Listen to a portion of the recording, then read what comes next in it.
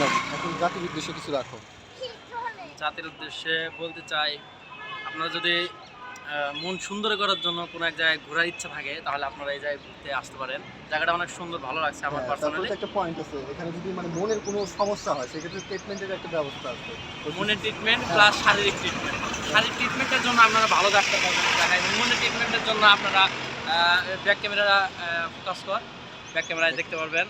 Back camera focus করা এখন possible না। তুমি পসিবল ফোন না। ক্যামেরায় বলো ব্যাক আমরা মনের ট্রিটমেন্ট কিভাবে করানো সম্ভব? প্লাস সামাজিক এখানে অনেক ধরনের আপনার ডক্টর আছে, এমবিবিএস, তারপর হচ্ছে তোমার মানে হার্টের বলো, তারপর হচ্ছে তোমার কি বলে আমি তো আসলে সায়েন্সের পোলাপান না, অতটা আমার দ্বারা পসিবল না। তুমি ছিল সায়েন্সে, তুমি বলতে পারো আসলে কত ক্যাটাগরি আসলে ডক্টর হয়।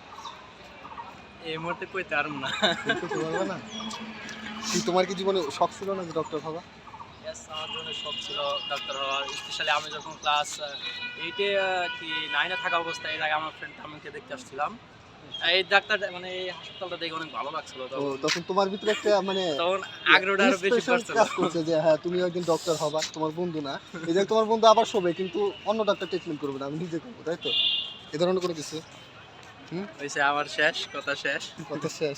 তো সালাম দাও একটু, ভিউয়ার্সদের একটু সালাম দাও। ভিউয়ার্স, আসসালামু আলাইকুম। বাম হাতে দিলাম না তো ডান এখন হাতে দিলাম? বর্তমানে তুমি মানে ডক্টর হতে চাই কি বিমান বাহিনী কেমনে হলো এটা একটু মানে দর্শকের উদ্দেশ্যে বলো। হতে চাইছিল ডক্টর, হ্যাঁ এগুলো বিমান বাহিনী কেমনে কি? বাহিনী। এটা হচ্ছে আল্লাহ তাআলা যার রিজিক যে জায়গায় থেকে যায়। আমার রিজিক ওই জায়গায় ছিল, তাই ওই জায়গায় আমি শর্টকাটে এত শর্টকাট তো আমি তোমাকে অ্যান্সার দিতে বলিনি, এত কমপ্লিকেটেড অ্যান্সার দিতে বলিনি। একটু এক্সপ্লেইন করো এক্সপ্লেইন। কিভাবে গেল আসলে বিমান বাহিনীতে?